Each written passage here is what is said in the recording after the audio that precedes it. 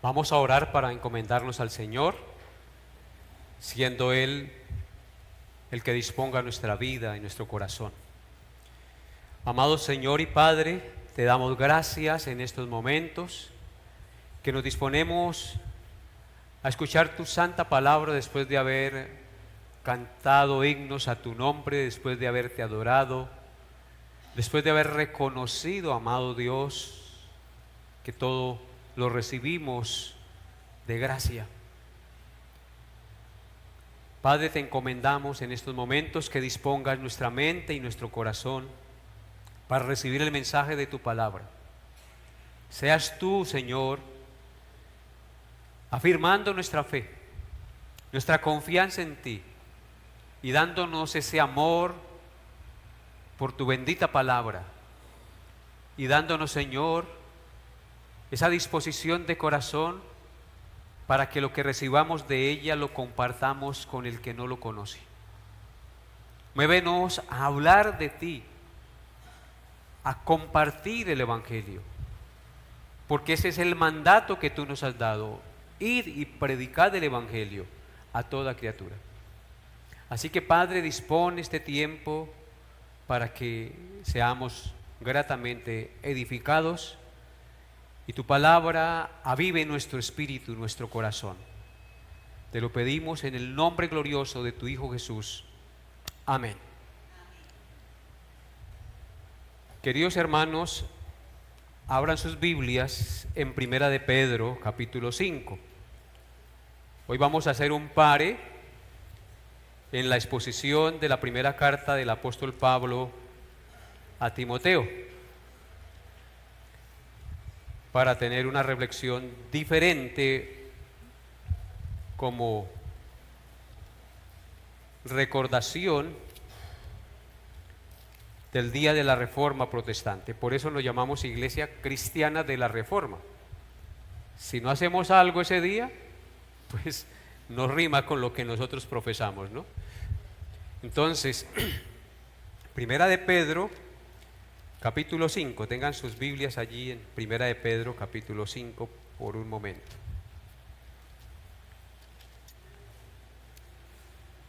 En este mes, 31 de octubre, se celebra, como ya lo dije antes, de manera oficial en la Iglesia Cristiana Evangélica 506 años de la Reforma Protestante, del grito de la Reforma Protestante.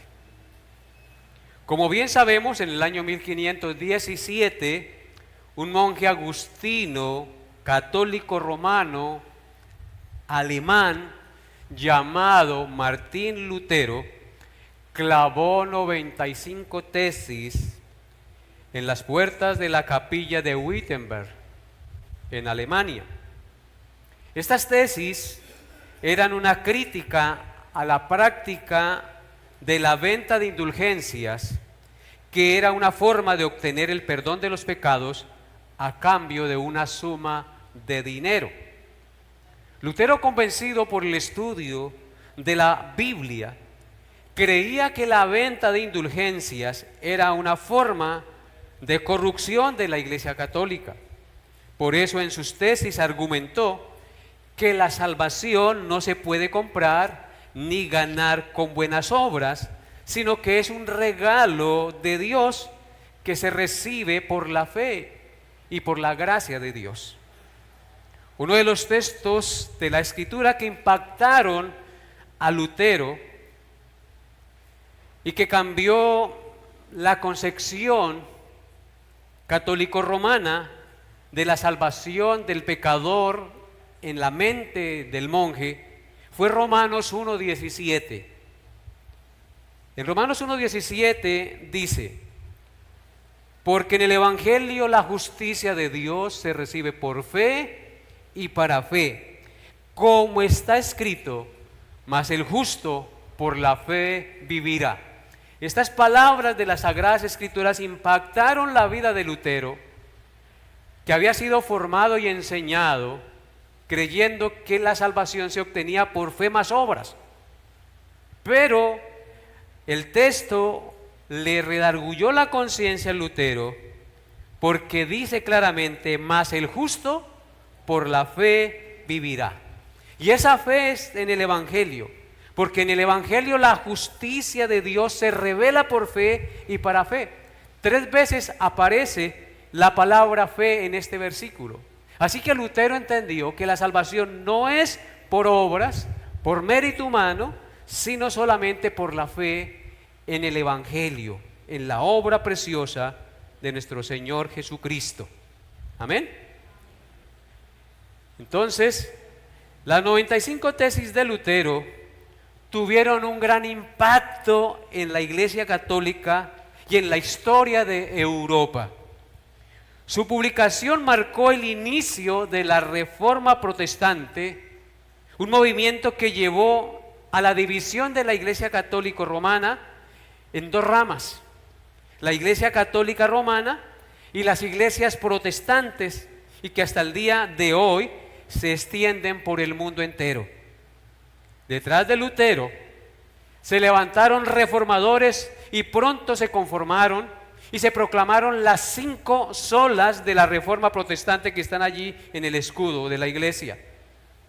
Estas solas son 5 poderosas declaraciones que resumen los principios y los principales puntos de desacuerdo entre los protestantes y la Iglesia Católica Romana, y que ponen el cimiento doctrinal, bíblico y teológico de la fe de las iglesias cristianas evangélicas protestantes. Son esos 5 pilares los que nos definen como cristianos y como iglesias evangélicas. Las 5 solas son: solo Escritura. Esto quiere decir que la Biblia es la única fuente de autoridad divina en fe y conducta, y no la tradición.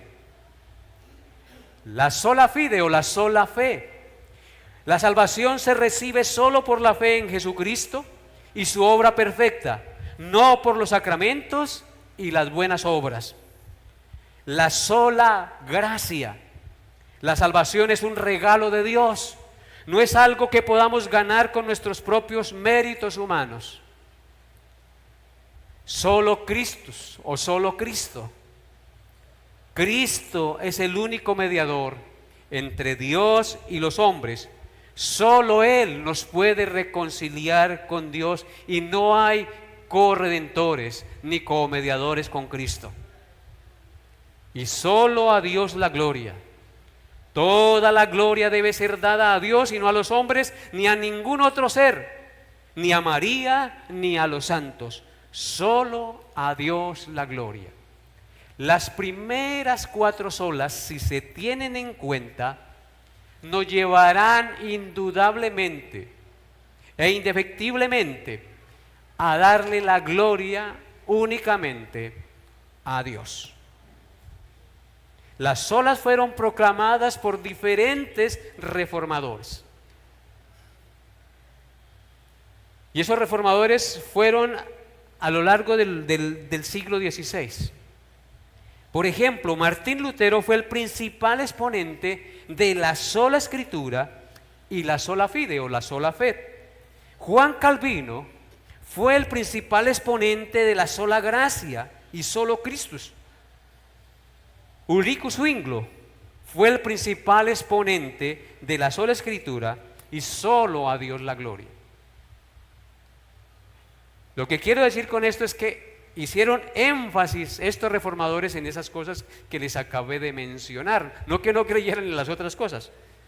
Así que, hermanos, el grito de la Reforma Protestante pone en alto la palabra de Dios, resalta la importancia de la sola Escritura. Se le agrega el apelativo sola porque el catolicismo romano era la sola Escritura más algo más, ¿sí? En cambio, los reformadores entendieron que no era la sola Escritura y algo más, sino la sola Escritura. Y como la sola Escritura nos enseña que solo la salvación es por fe, entonces debe ser solo por la fe. Que solo la salvación es por gracia, entonces solo gracia. y que solo la salvación es a través de Cristo, entonces solo Cristo, y en consecuencia solo a Dios se le debe dar la gloria y no a María ni a los santos. Bien, hermanos, hoy, haciendo un alto en el estudio consecutivo, como les dije anteriormente, del estudio de la primera carta del apóstol Pablo a Timoteo, quisiera hablarles de la tercera sola, de la sola gracia. Por eso la enseñanza para el día de hoy lleva por título La maravillosa gracia de Dios. La maravillosa gracia de Dios. Los teólogos de ascendencia reformada han hablado de la maravillosa gracia de Dios en dos maneras: la gracia común y la gracia salvadora. Los teólogos entendieron la gracia de dos maneras: la gracia común y la gracia salvadora. Leamos primera de Pedro 5, 10 al 11, donde les dije que estuvieran listos. Primera de Pedro 5, 10 al 11. Dice: mas el Dios de toda gracia, que nos llamó a su gloria eterna en Jesucristo, después que hayáis padecido un poco de tiempo, Él mismo os perfeccione, afirme, fortalezca y establezca. A Él sea la gloria y el imperio por los siglos de los siglos. Amén. Aquí prácticamente están todas las olas en estos dos versículos. Pedro dice: mas el Dios de toda gracia. Ese Dios de toda gracia nos llamó a su gloria eterna en Jesucristo. Y nos dice que después de que hayamos padecido un poco de tiempo, Él mismo, no nosotros, dice, Él mismo os perfeccione, afirme, fortalezca y establezca. O sea que ¿por quién es que mantenemos firmes en la obra de redención y en nuestra vida como cristianos? Por Dios, por Cristo, por Él mismo. Y por eso el verso 11 termina diciendo: a Él sea la gloria y el imperio por los siglos de los siglos. Amén. Qué importante, hermanos. El texto nos dice que Dios es el Dios de toda gracia. En consecuencia, esto quiere decir que Él es la fuente de donde emana toda gracia o bendición para los hombres. Esto quiere decir que Dios es la fuente de la gracia común y de la gracia salvadora. Para entender estos dos conceptos teológicos, el concepto de la gracia común y de la gracia salvadora, primero tenemos que entender la doctrina de la corrupción humana o de la depravación total del hombre. Si no entendemos eso, no podemos entender el concepto de la gracia común y de la gracia salvadora. Entonces veamos de manera breve la enseñanza bíblica de la corrupción humana o la depravación total del hombre. Pongan mucha atención.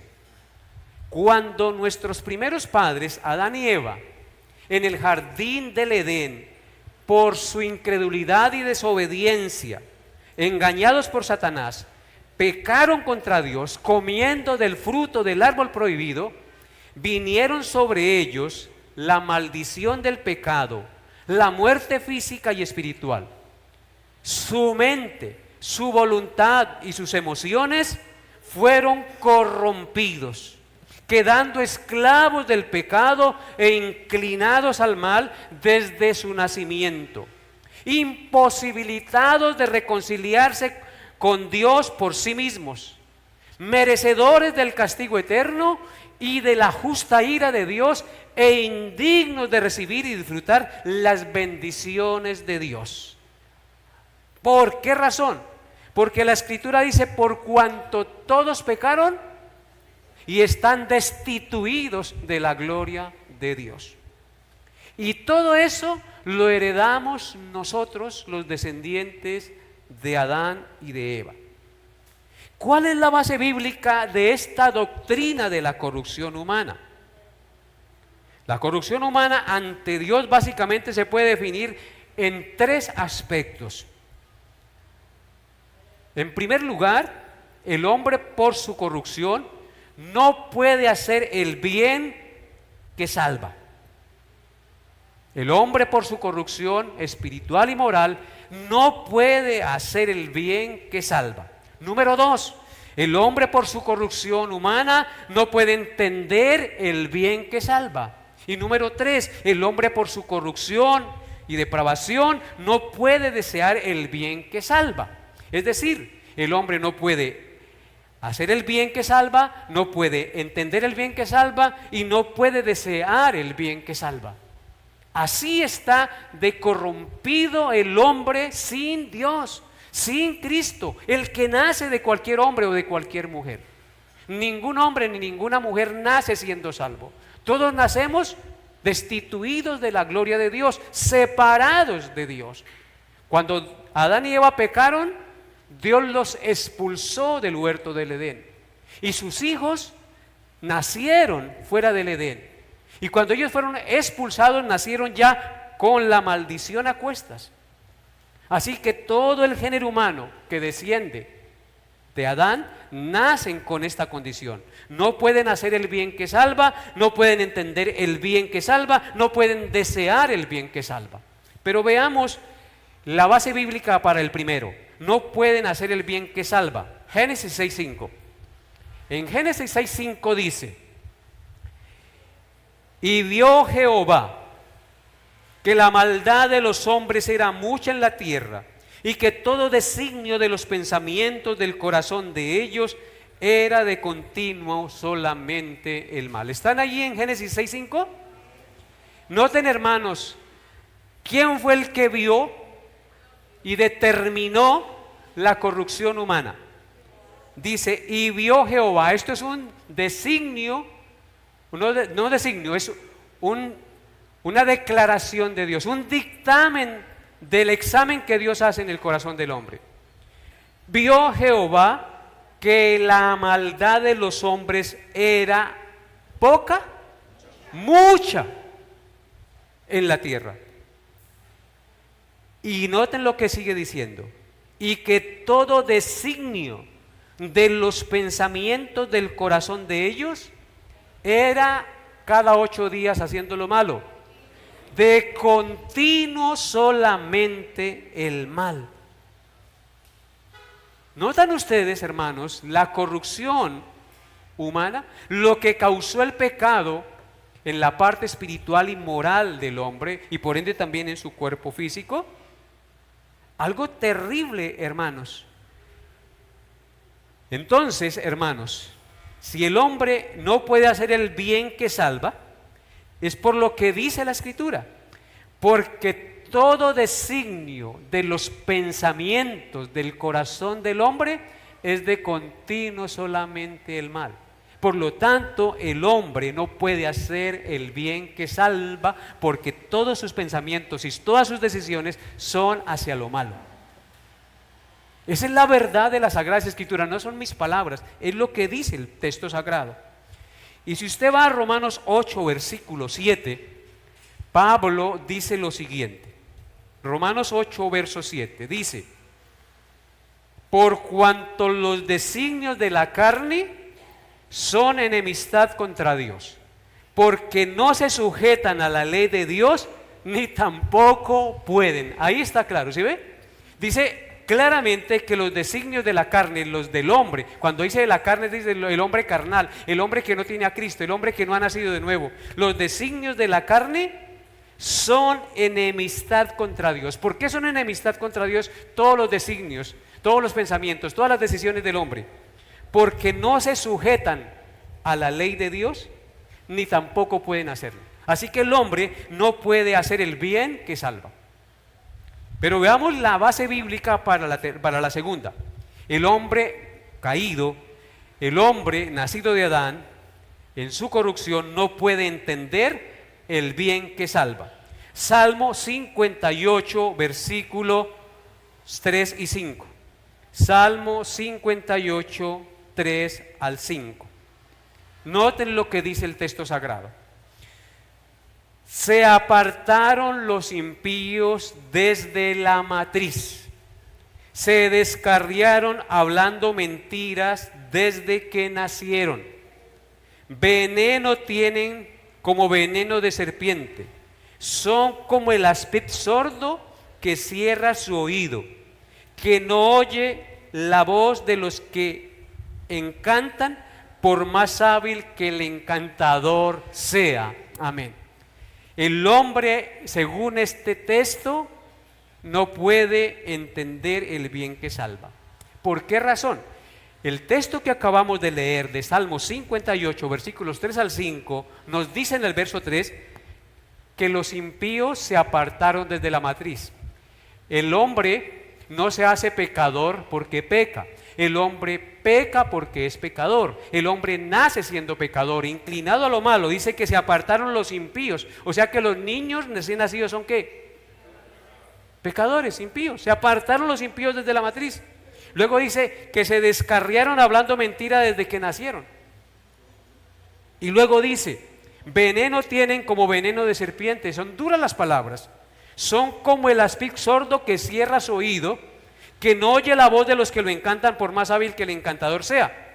Entonces, ¿por qué el hombre natural, el hombre sin Cristo, no puede entender el bien que salva? Porque está ¿qué? Sordo espiritualmente. Y por más que usted le hable y le diga y le muestre y con plastilina, si Dios no le quita la sordera espiritual, ese hombre no puede entender. Es como el áspid sordo que cierra su oído y que no entiende y que no oye, por más hábil que el encantador sea. ¿Y por qué razón se da que es sordo espiritual? Porque nace apartado de Dios. A él no le interesan las cosas de Dios, entonces no puede entender el bien que salva. En Hechos 16:14 tenemos un texto que nos da la clara evidencia de esta verdad. Hechos 16:14 dice: entonces una mujer llamada Lida, vendedora de púrpura de la ciudad de Tiatira, que adoraba a Dios, estaba oyendo, y el Señor le abrió el corazón de ella para que estuviese atento a lo que Pablo decía. Están unas mujeres por allá en el momento de la oración, pero esas mujeres no conocían a Cristo, no conocían el Evangelio, eran religiosas pero no conocían a Cristo, como hay hoy en día muchos religiosos que se congregan pero que no conocen a Cristo. Dice aquí que esta se llamaba Lida y era vendedora de púrpura y era de la ciudad de Tiatira. Adoraba a Dios y estaba oyendo lo que Pablo decía. ¿Y qué dice? Y el Señor abrió el corazón de ella para que estuviese atenta a lo que Pablo decía. Y ella se convirtió y se bautizó. ¿Quién fue el que hizo la obra en esa mujer? Dios. Le quitó la sordera espiritual para que pudiera hacerlo. El hombre natural no puede no solamente hacer el bien que salva, sino que tampoco puede entender el bien que salva. Pero veamos la tercera y la base bíblica. El hombre natural no puede desear el bien que salva. Romanos 3, versículos 10 al 12. Romanos 3, 10 al 12. Dice, como está escrito, no hay justo ni aun uno, no hay quien entienda, no hay quien busque a Dios. Todos se desviaron, a una se hicieron inútiles. No hay quien haga lo bueno, no hay ni siquiera uno. Romanos 3, 10 al 12. Esta es una descripción tan clara y tan contundente de la corrupción humana que no queda duda de que la palabra de Dios es verdad. Dice que como está escrito, no hay justo ni aun uno. En sus propios méritos, en su propia justicia, ante los ojos de Dios, nadie es justo.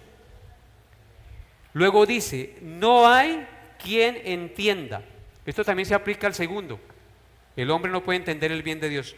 No hay quien entienda y no hay quien busque a Dios. El hombre no puede desear el bien que salva porque su inclinación es a lo malo.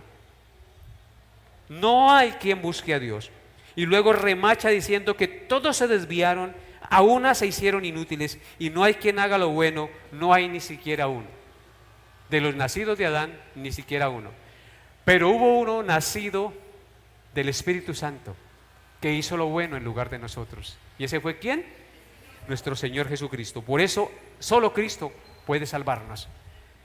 Y en Efesios capítulo 4, versículo 17 al 18, nos da una descripción de lo que éramos antes de Cristo. Efesios 4, 17 al 18. 4, 17 al 18.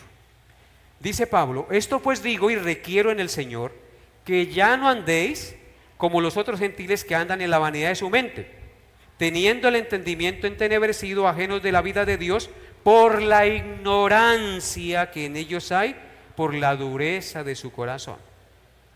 ¿Cómo está el hombre sin Cristo? ¿Tiene el entendimiento qué? Entenebrecido. Es ajeno de la vida de Dios. ¿Por qué razón? Por la ignorancia que en ellos hay, por la dureza de su corazón. El hombre nacido de Adán tiene el corazón duro como una roca.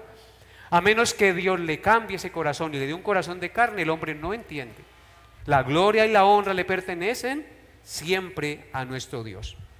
Bien, hermanos, ante esta panorámica nos hacemos una pregunta: ¿cómo puede Dios otorgar constantes bendiciones a millares de pecadores que ofenden al Señor y que violan su santa ley constantemente, que solo merecen la salvación, la condenación? La respuesta es: Dios lo hace a través de su gracia común. Dios lo hace a través de su gracia común. Gracia común hace referencia a la bondad inmerecida de Dios para con todos los hombres sin excepción. Vuelvo y repito: gracia común hace referencia a la bondad inmerecida de Dios para con todos los hombres sin excepción.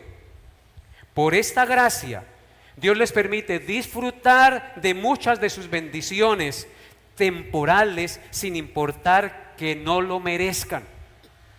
Se le llama gracia común porque es una bendición común a todas las personas sin importar su condición espiritual ni su raza delante de Dios.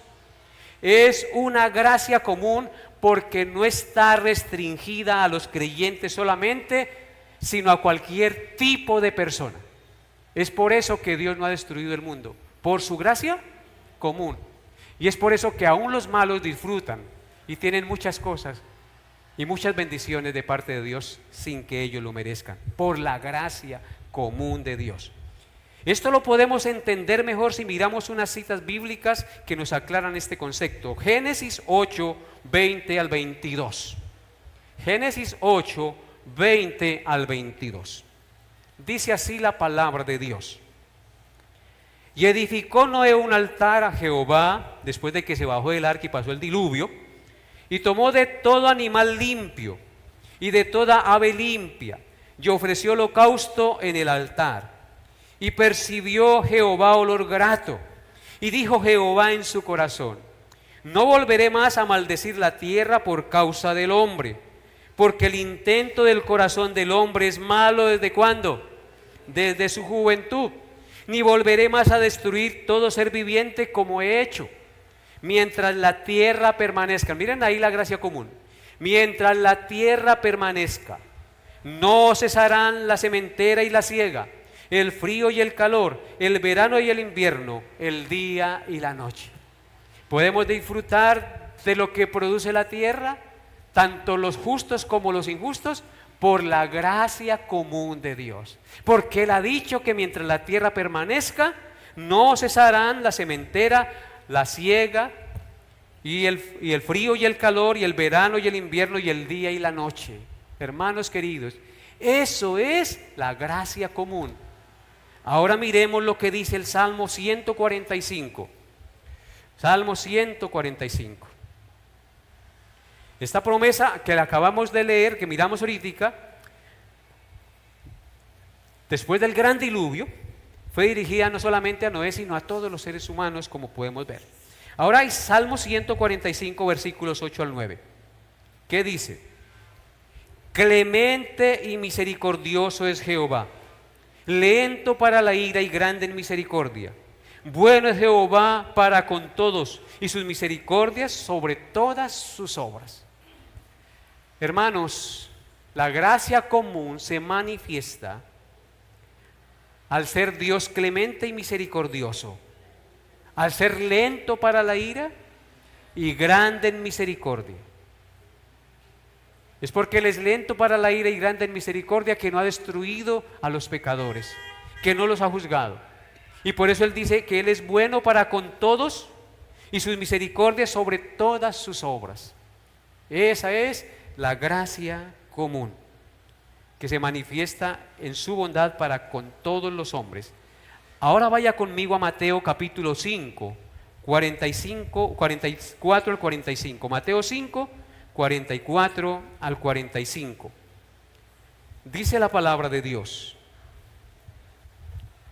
pero yo os digo, amad a vuestros enemigos, bendecid a los que os maldicen, haced bien a los que os aborrecen, y orad por los que os ultrajan y os persiguen, para que seáis hijos de vuestro Padre que está en los cielos, que hace salir su sol sobre ¿qué? Sobre malos y buenos, y que hace llover sobre justos e injustos. Hermanos, Dios hace salir su sol y bendice con el sol a los malos y a los buenos, a los justos y a los injustos. Hace llover y trae la bendición de la lluvia sobre justos e injustos, sobre malos y buenos. ¿Eso es qué? Gracia común. Por eso es que Dios, a pesar de que el hombre lo ofende tanto y hace tantas maldades, Dios no los ha destruido, solo por su gracia común. O sea que el sol que sale en este día, la lluvia que cae en este día y la que ha caído en los años anteriores, es una muestra de ¿qué cosa? De la gracia común de Dios. Cada vez que llueve es una muestra de la gracia común. Cada vez que la tierra produce fruto es una muestra de la gracia común de Dios. Hermanos queridos, entendiendo esto, ¿qué es la gracia común? Ahora miremos en segundo lugar la gracia salvadora, la maravillosa gracia salvadora de Dios. ¿Qué es la gracia salvadora?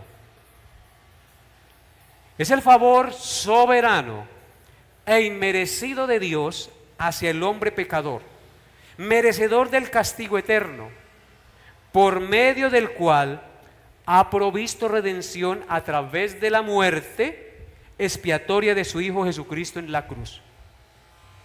Esta gracia salvadora, a diferencia de la gracia común, la cual es para todos los hombres sin excepción, es solamente para los escogidos de Dios. En otras palabras, esta gracia salvadora es solamente para aquellos a los cuales Dios en su soberana voluntad quiere otorgar y salvar sin que el escogido lo merezca. Vuelvo y repito en la definición de gracia. Es el favor soberano e inmerecido de Dios hacia el hombre pecador, merecedor del castigo eterno, por medio del cual ha provisto redención a través de la muerte expiatoria de su Hijo Jesucristo en la cruz. Esta gracia salvadora, hermanos, es un acto soberano de Dios por el cual Dios, en su misericordia, otorga libre y voluntariamente salvación a personas de toda tribu, pueblo, lengua y nación que nada merecían, que estaban muertas en delitos y pecados, separados de Dios, que eran culpables y dignas de condenación eterna, como todas las demás personas del género humano nacidos de Adán. A esas personas que nada merecían, que eran igualitas a las otras, Dios les otorga su gracia salvadora, o dicho de otra manera, su maravillosa gracia salvadora.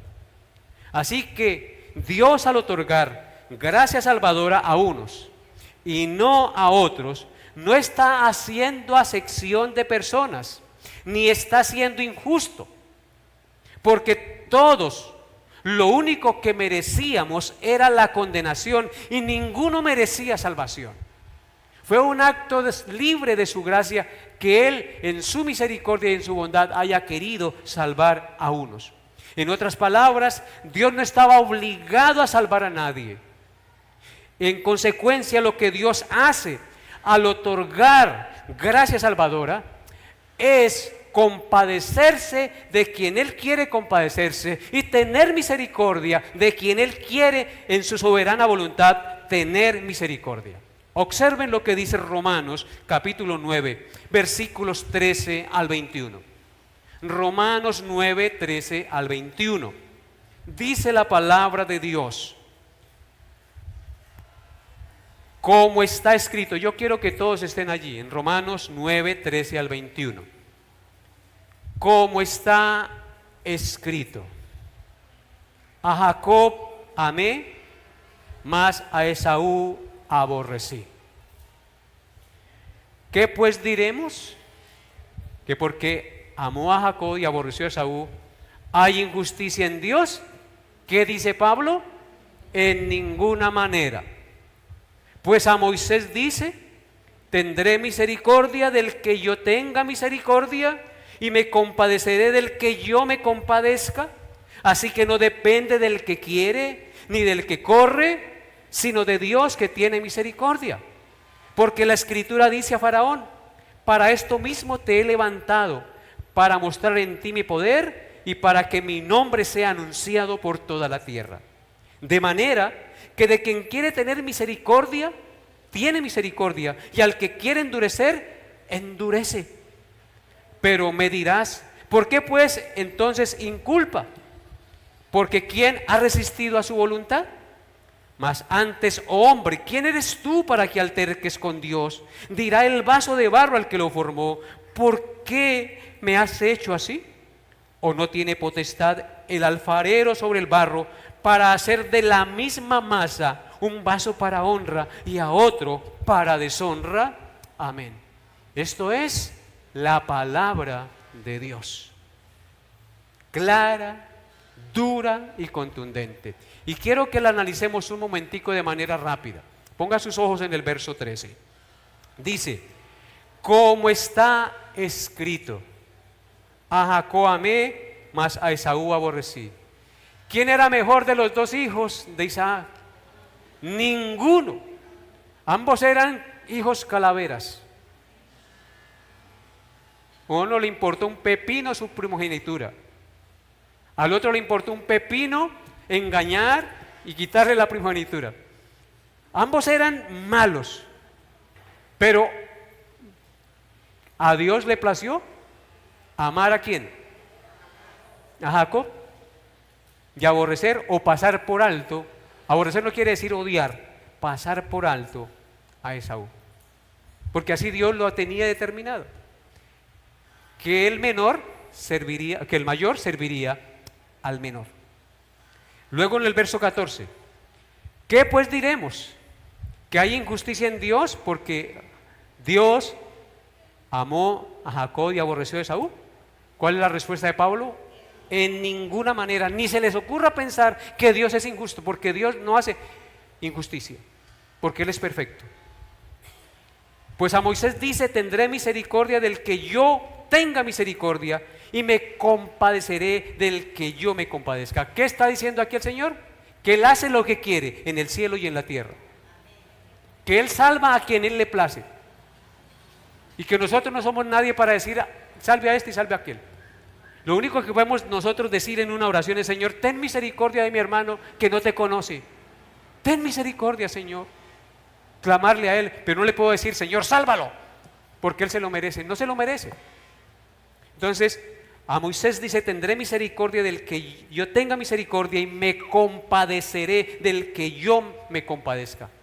Es decir, yo haré lo que quiera, salvo a quien quiera y me compadezco de quien quiera. Verso 16, ahí está lo contundente. Así que no depende del que quiere ni del que corre, sino de Dios que tiene misericordia. Nosotros ya vimos atrás que el hombre no puede ni desear ni querer ni buscar al Señor, ¿cierto? Ya vimos tres cosas, ¿cierto? Entonces, no depende del que quiere porque nadie quiere, ¿cierto? Eso es la verdad. Nadie quiere, ni del que corre a buscar a Dios porque nadie busca a Dios, sino de Dios que tiene misericordia. Es Dios por su misericordia que decidió en su soberana voluntad tener misericordia de hombres que merecían solo el castigo eterno. Y luego en el verso 17 dice, porque la Escritura dice a Faraón, para esto mismo te he levantado para mostrar en ti mi poder y para que mi nombre sea anunciado por toda la tierra. ¿Recuerdan ustedes que cuando el pueblo de Israel fue liberado por Moisés, Dios comenzó a enviar plagas sobre la nación egipcia?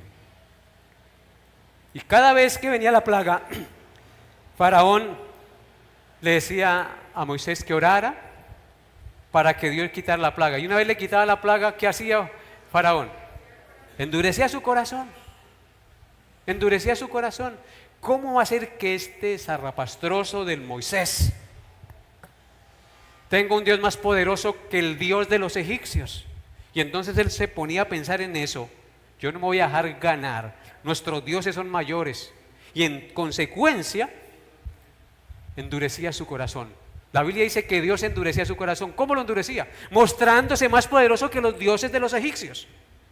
Entonces eso hacía que el corazón de Faraón se ensoberbeciera y no quisiera dejar ir a los israelitas. Y así en todas las plagas. Por eso dice aquí, porque la Escritura dice a Faraón, para esto mismo te he levantado, para mostrar en ti mi poder y para que mi nombre sea anunciado en toda la tierra. Dios mostró su poder endureciendo el corazón de Faraón. ¿Cómo endureció el corazón de Faraón? No produciendo pecado en el hombre, porque el hombre ya es pecador por sí mismo, sino mostrándole que él era más poderoso que los dioses en los cuales los egipcios confiaban. Entonces, hermanos, Dios levantó a Faraón para mostrar el poder que él tenía y para que su nombre fuera anunciado en toda la tierra. Y hasta el día de hoy, ¿qué estamos haciendo? Anunciando a ese Dios poderoso y soberano, que de quien quiere tener misericordia tiene misericordia y el que quiere endurecer, endurece. Verso 18.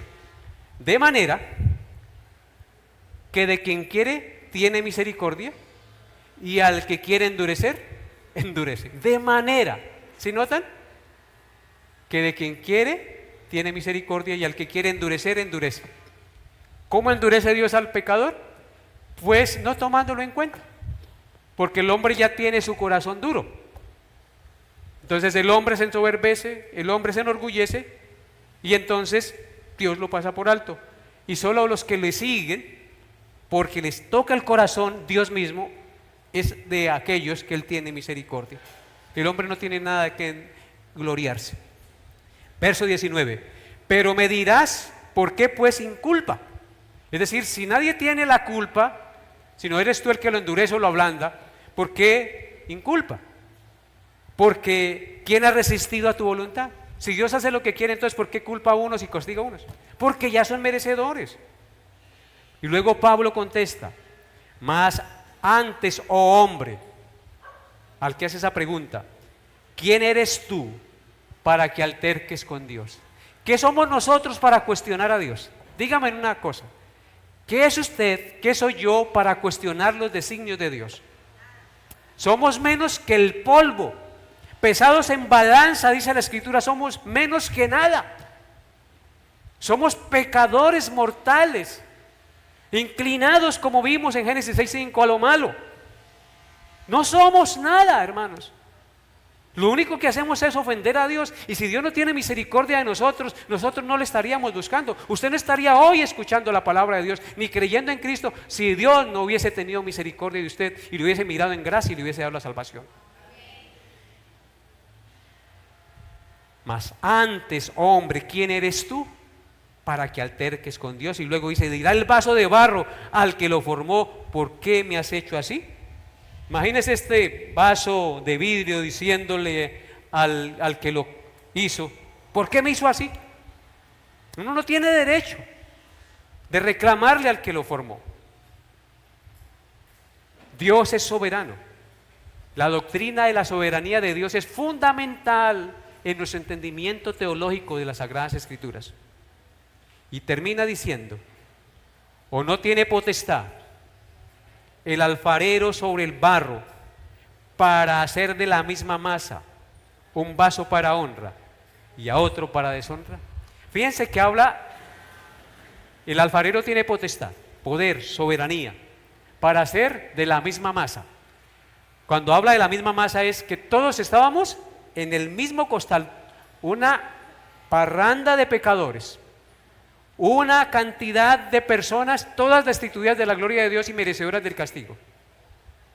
Pero Dios quiso hacer de esa masa perdida, en su gracia soberana, en su soberanía, a unos para honra y a otros para deshonra. Tomó de esa misma masa que nada merecía, que tenían el mismo componente de pecado, y los transformó por su gracia, su bondad y su misericordia. Qué terrible es nosotros cuestionar a Dios. Y eso es lo que a veces hacemos nosotros. Nosotros estamos en las manos de Dios. Les hago una pregunta. ¿Ustedes desearon nacer en la familia que nacieron? ¿A Dios le plació hacerlo nacer en esa familia? ¿Ustedes desearon la estatura de su cuerpo? Yo quiero ser de 1,80 con ojos azules y mono. ¿Eh? No, a Dios le plació hacerlo bajito, bonito, feito, gordito, qué sé yo. Dios es soberano. Dios es soberano. ¿Desearon nacer en Colombia? ¿Quién escogió el país? Dios. Hermanos, gústenos o no nos guste, estamos en las manos de Dios. Él es el que manda, Él es el soberano. Él hace lo que quiere en los cielos y en la tierra, y no hay quien detenga su mano ni le diga, ¿qué haces? Él es Dios. Y ese es el Dios que revelan las Sagradas Escrituras.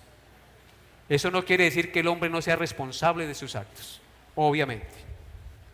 Así que, hermanos, Dios, al otorgar gracia salvadora a unos y no a otros, no está haciendo acepción de personas. ¿Por qué no está haciendo acepción de personas? Porque ninguno de los que estaban allí merecían ¿qué? La salvación, ser objeto de la salvación. Fue un acto de la libre y soberana gracia de Dios. Amén. Y ahora vamos a Tito, capítulo 3. Tito, capítulo 3, versículos 3 al 7. Vamos a remachar esta enseñanza con este texto y terminamos. Dice así, Tito 3, 3 al 7. Porque nosotros también éramos en otro tiempo insensatos, rebeldes, extraviados, esclavos de concupiscencias y deleites diversos, viviendo en malicia y envidia, aborrecibles y aborreciéndonos unos a otros.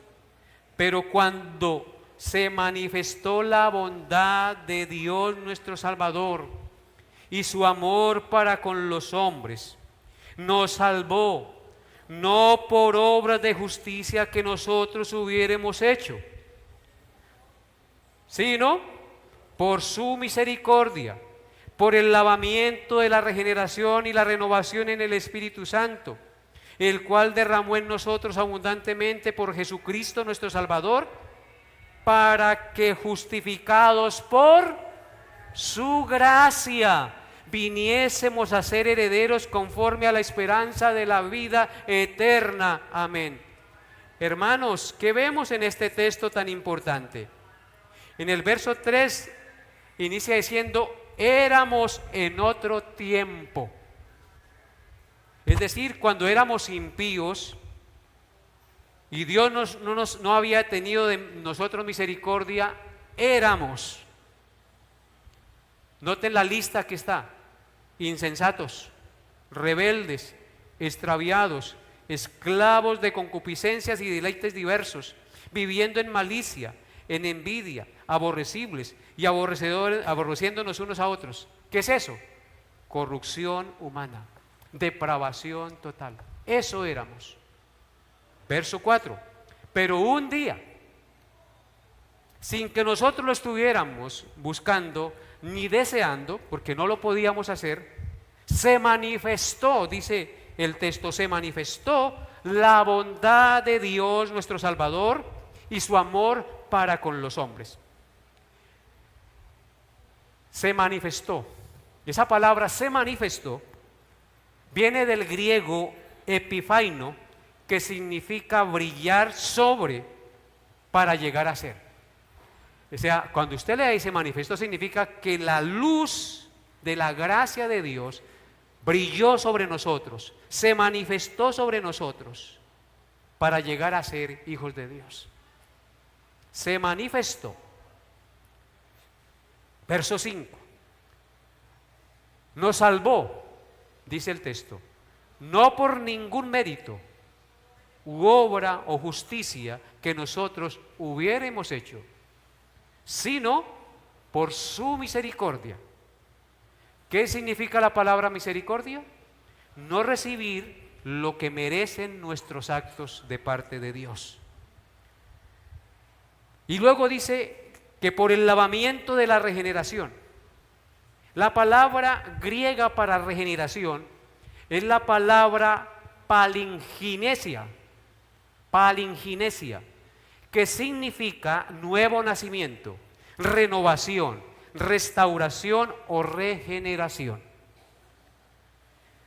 Regeneración es un término que habla de la maravillosa obra sobrenatural del Espíritu Santo en la vida del hombre pecador, muerto en sus delitos y pecados, que ha sido objeto de la gracia salvadora de Dios, siendo regenerado y purificado de sus pecados sin que éste lo merezca.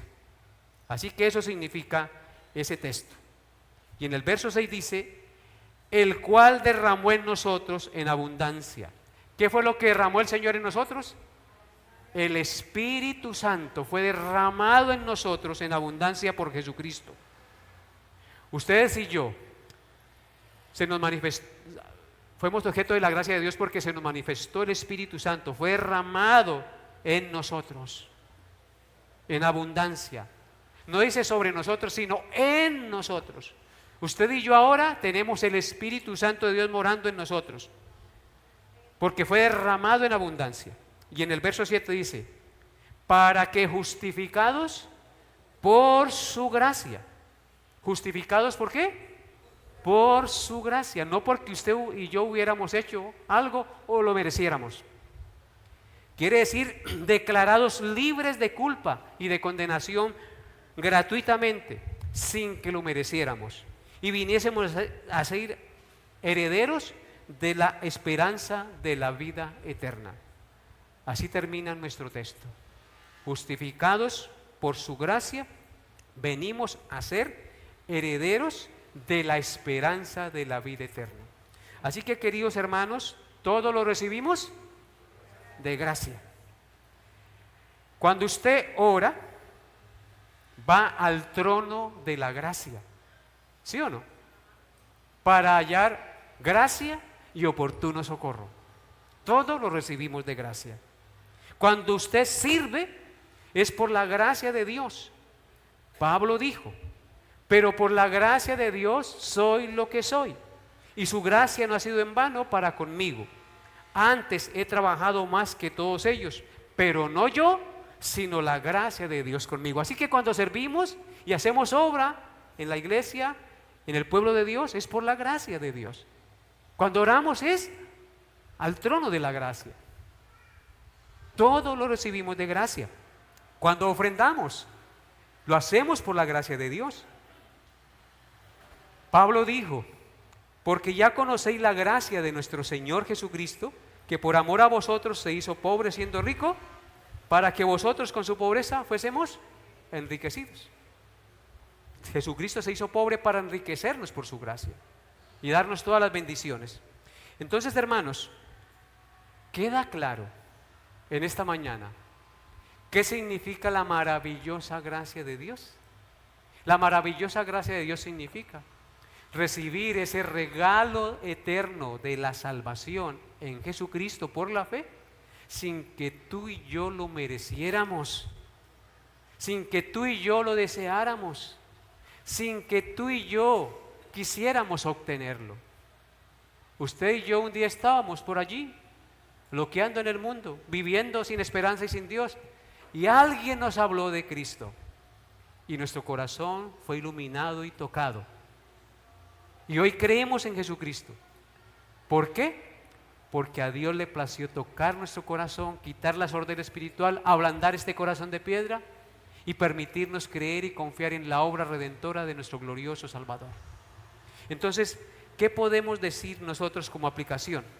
¿Qué podemos decir acerca de esto? ¿Sabe qué podemos decir como aplicación? Muchas gracias, Señor. Muchas gracias.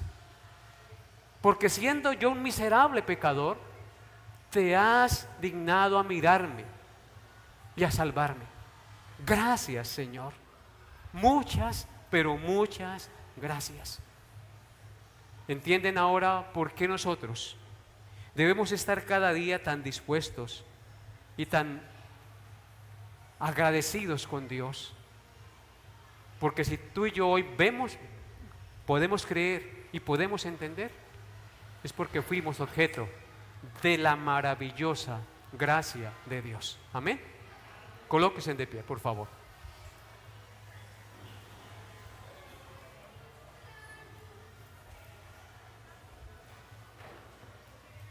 Amado Señor, doy gracias a ti por haberme permitido hoy anunciar esta doctrina maravillosa de tu maravillosa gracia, de la que fuimos objetos sin merecerlo. Padre, yo te ruego que toques el corazón de los que no han creído realmente en ti. Te ruego que tengas de ellos misericordia, porque podemos venir a la iglesia, escuchar y no ser realmente creyentes. Podemos estar aquí, pero si tú no quitas el tapón de los oídos para que podamos entender tu verdad, no podemos entender ni creer tu verdad. Pero a los que ya tú nos has permitido creer y entender tu palabra, te pedimos, Padre, que nos fortalezcas en la fe para seguir aferrados a ti, plenamente convencidos y seguros que tú, Señor, la obra que comenzaste en nosotros la perfeccionarás hasta el día de Jesucristo. Que tu maravillosa gracia nos es suficiente para todas las cosas, porque tú eres suficiente para todo, Señor Jesús. Tu sacrificio fue único, suficiente, perfecto y para siempre para todos nosotros. Por tal motivo, mi Señor, dispón nuestro corazón cada día para buscarte, porque si tú no lo haces, los designios de la carne nos impulsan a apartarnos de ti y a buscar consuelo y esperanza en otras cosas. Te pedimos perdón por eso, Padre, y suplicamos que tu maravillosa gracia, al meditar en ella, en esta doctrina, nos impulse a tener un corazón agradecido y dispuesto cada día para ti, porque solo tú lo puedes hacer. Por eso te lo pedimos, en el nombre de Jesús. Amén y amén.